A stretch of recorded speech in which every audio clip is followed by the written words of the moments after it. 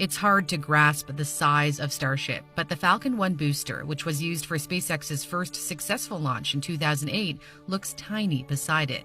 Starship is made up of two parts. The spacecraft is stacked on top of a huge rocket booster called the Super Heavy.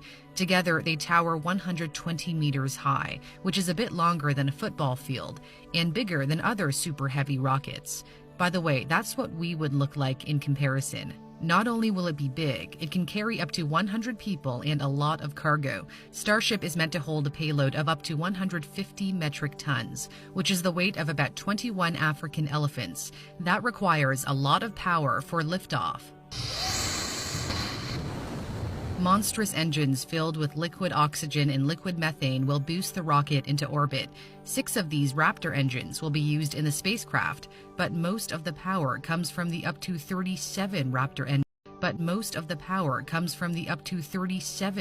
engines in the booster. After lifting Starship into orbit, the booster and the spacecraft will separate. The Super Heavy returns to Earth while Starship goes along its journey, and that journey can be anything from making trips to the International Space Station, missions to the Moon, and of course, landing on Mars, which is not easy.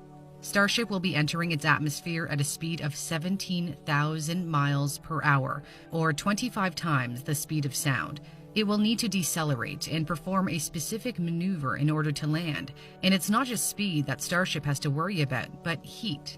It'll be coming into the red planet's atmosphere really hot, so the heat shield will see some wear and tear, sort of like what you get from wearing out a brake pad of a car.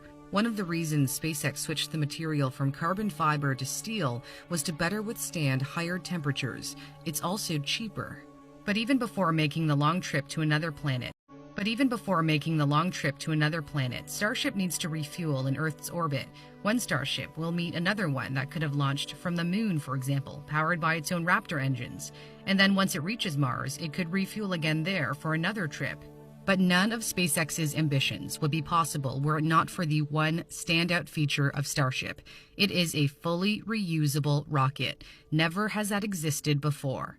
The Falcon 9 was the stepping stone, as SpaceX frequently reflew parts of that rocket, but the company's plan from the beginning was to build an entirely reusable one. You can imagine that if planes were not reusable, very few people would fly. The spacecraft will land in a way that might attract some crowds. It will fall back to Earth like a skydiver and belly flop at a 60-degree angle before slowing to the ground, rotating vertically, and then arriving at its landing pad. Because all parts of the rocket will be reused, the cost of each launch will drop significantly. For example, a NASA space shuttle flight was around $450 million. SpaceX's estimated a Starship launch could be as little as $2 million. At its factory in Boca Chica, in a remote area at the southeastern tip of Texas, SpaceX plans to churn out one Starship every 72 hours, with a goal of having a fleet of about 1,000 in service. But the question is, how will Starship make money right now? It can be used to carry Starlink satellites into orbit as part of SpaceX's plan to provide internet coverage anywhere around the world, which I talked about in another video. And revenue from Starlink could eventually bring in $30 billion a year. And Japanese billionaire Yusaku Maezawa will also help fund Starship's development as SpaceX's first private passenger to fly around the Moon in 2023. But these are small goals compared to the ultimate purpose of Starship. Elon Musk's greatest